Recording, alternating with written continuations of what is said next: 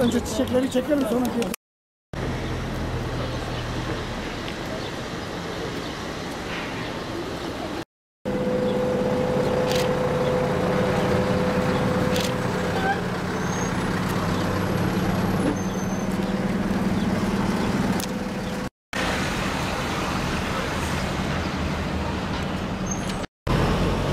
Mazlumların güvenli sığınağı olan bu cennet ülkemiz ne yazık ki yüzyıllardır küresel güçlerin hedefi halindedir. Türlü türlü terör örgütleri ile üzerimize geldiler. 30 yıla aşkındır terör örgütü PKK ile bu bölgede insanlarımıza kan kusturdular.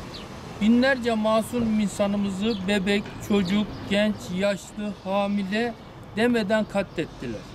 Şenay öğretmenimiz de bunlardan biriydi.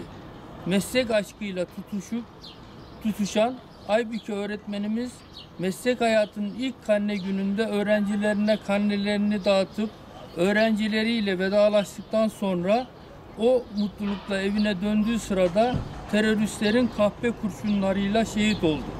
Henüz hayatının baharındaydı.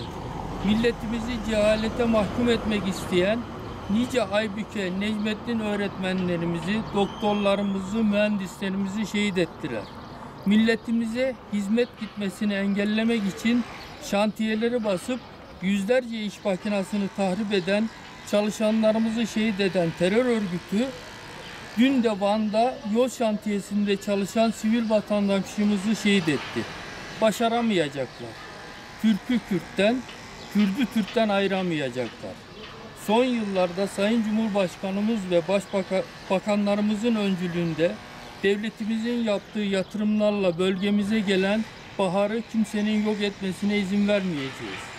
Nasıl 15 Temmuz'da din kitlesine bürünmüş FETÖ terör örgütünü tarihin karanlıklarına gömdüysek, İnşallah PKK terör örgütünü de el birliğiyle tarihin çöplüğüne gömeceğiz. Bu duygu ve düşüncelerle öğretmen aynı zamanda Batman Üniversitesi yüksek lisans öğrencimiz Aybüke kızımıza Allah'tan rahmet, ailesine ve milletimize başsağlığı diliyorum.